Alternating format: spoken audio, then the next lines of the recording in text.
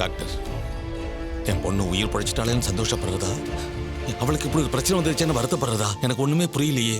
இவ்ளோ பெரிய ஆக்சிடென்ட்டையும் ஹெட் இன்ஜுரியும் தாண்டி உங்க பொண்ணு உயிரோட இருக்காங்கன்னா நீங்க நிச்சயம் சந்தோஷம் தான் படணும். அவங்களோட இந்த கண்டிஷன் ஒரு பாதிப்பு.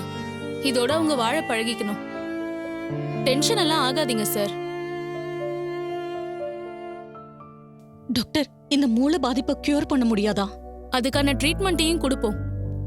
ஆனா ரெக்கவரி உடனே இருக்காது. அது ரொம்ப ஸ்லோவா தான் இருக்கும். இப்போதைக்கு அவங்களுக்கு இருக்கிற மெமரி லாஸ உடனே சரி பண்ண முடியாது. அது ஒரு லாங் ப்ராசஸ். கொஞ்சம் கொஞ்சமா தான் சரி பண்ண முடியும். முதல்ல அவங்கள டெஸ்ட் பண்ணணும். அப்பதான் அவங்களுக்கு எந்த அளவுக்கு ஞாபகம் இருக்கு, எதெல்லாம் ஞாபகம் இருக்குன்னு தெரிஞ்சுக்க முடியும்.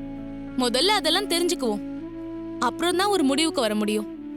ஆனா இதெல்லாம் மீறி கடவுள் அருள் இருந்தா சீக்கிரமே கூட எல்லா ஞாபகமும் வரலாம். வெயிட் பண்ணுங்க. அவங்க கண் முழிக்க கொஞ்சம் நேரம் ஆகும். கண் முழிச்சுதான் நீங்க போய் பார்க்கலாம். சரிங்க டாக்டர்.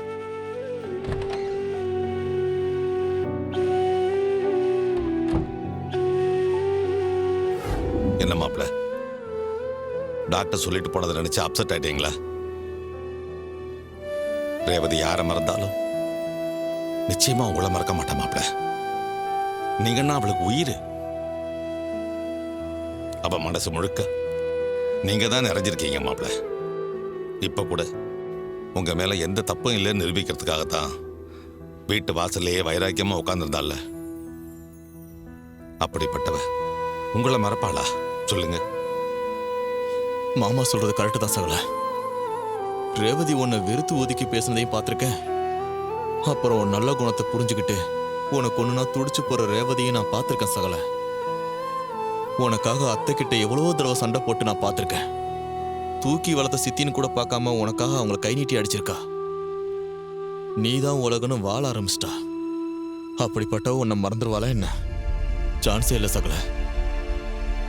ரேவதியும் நீங்களும் மேட் ஃபார் ஈச் அதர்னு நினைச்சுக்கிட்டு இருக்கோம். நீங்க வேலண்டைன்ஸ் டேக்கு ஹோட்டலுக்கு கூட்டிட்டு போய் சர்ப்ரைஸ் பண்ணத பெருமையா சொல்லிக்கிட்டே இருப்பா. எனக்கு இந்த மாதிரி ஹஸ்பண்ட் கிடைக்க கொடுத்து வச்சிருக்கணும்னு ரொம்ப பூரிப்பா சொல்லுவா. அதனாலதான் உங்க கல்யாண நாளுக்கு உங்களுக்கு ஒரு பைக் கிஃப்டா கொடுக்கணும்னு நினைச்சா. நீங்க பைக் ஓட்டி யாரும் பார்த்ததில்ல. அதனால பைக் வாங்கி கொடுக்கணும்னு ரொம்ப ஆசைப்பட்டா. உங்களோட பைக் பின்னாடி உட்கார்ந்து ஜாலியா சுத்தணும்னு நிறைய கனவோட இருந்தா. உங்களை எந்த அளவுக்கு நேசிச்சவ எப்படிங்க உங்களை மறப்பா? அதுக்கெல்லாம் கண்டிப்பா வாய்ப்பே இல்ல. அவ என்ன மறந்துடுவான்ல, நான் கவலைப்படலங்க. அவளுக்கு இப்படி ஒரு விஷயமே நடந்துடக்கூடாதுன்னு தான் கவலைப்படுறேன்.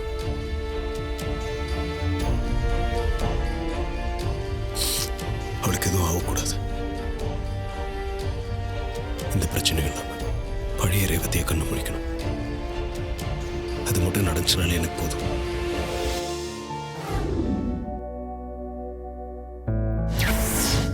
உன் மனைவிக்கு இனிமேதான் கஷ்டகாலமே ஆரம்பிக்க போகுது. அப்போ நீ அவளுக்கு துணையா இருக்கணும். உனக்கு என்ன நடந்தாலும் உன் மனைவிக்காக அதையெல்லாம் தாங்கிக்கணும். எந்த சூழ்நிலையிலையும் அவளை பிரியக்கூடாது. அவளை உன் கண் பார்வையிலேயே வச்சுக்க.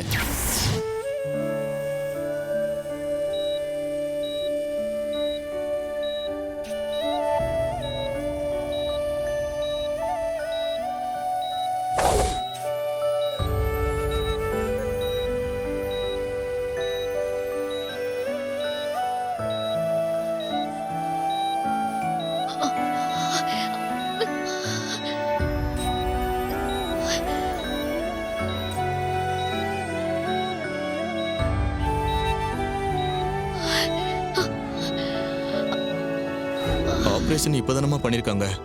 கொஞ்சம் கொஞ்சமா தான் வலி போகும். ஆமா மாமா, நாளாக நாளாக தானே சரியாகும். சித்தி, நீங்களும் இங்கே தான் இருக்கீங்களா? உனக்கு ஆக்சிடென்ட்னு தெரிஞ்ச பிறகு வீட்ல எப்படி இருக்க முடியும்? அதான் இங்கேயே இருக்கேன்.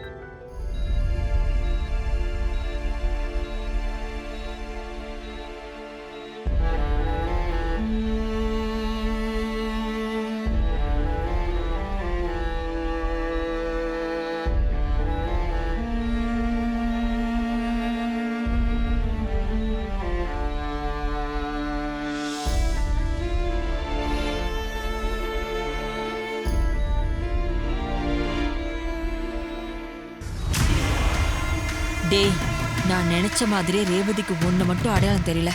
அப்ப உன்னை பத்தின ஞாபகம் அவளுக்கு சுத்தமா இல்லைன்னு தானே அர்த்தம்? இது போதும்டா, இதை வச்சு உனக்கு என்ன பண்றேன் பாரு.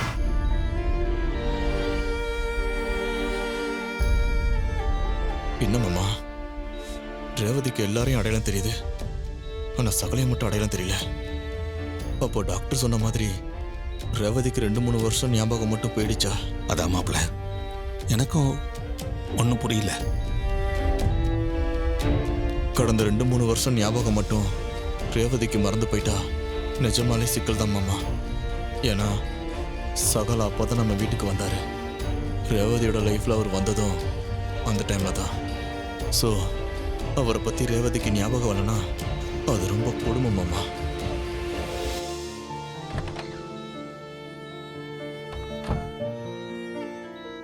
பேஷண்ட்டை பார்த்துட்டீங்களா? அவங்கள டிஸ்டர்ப் பண்ண வேண்டாம், நீங்கெல்லாம் வெளியே இருங்க. ம்.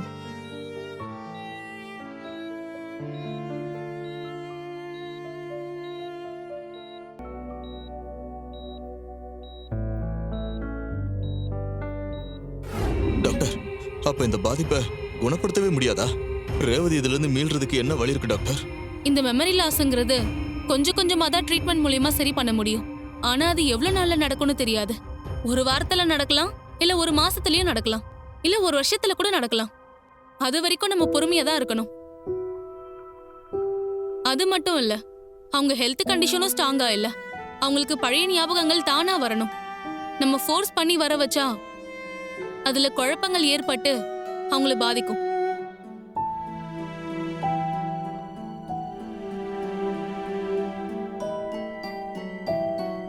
அந்த மாதிரி சிச்சுவேஷன்ல அவங்களுக்கு பிரெயின் ஸ்ட்ரோக் வரவும் வாய்ப்புண்டு.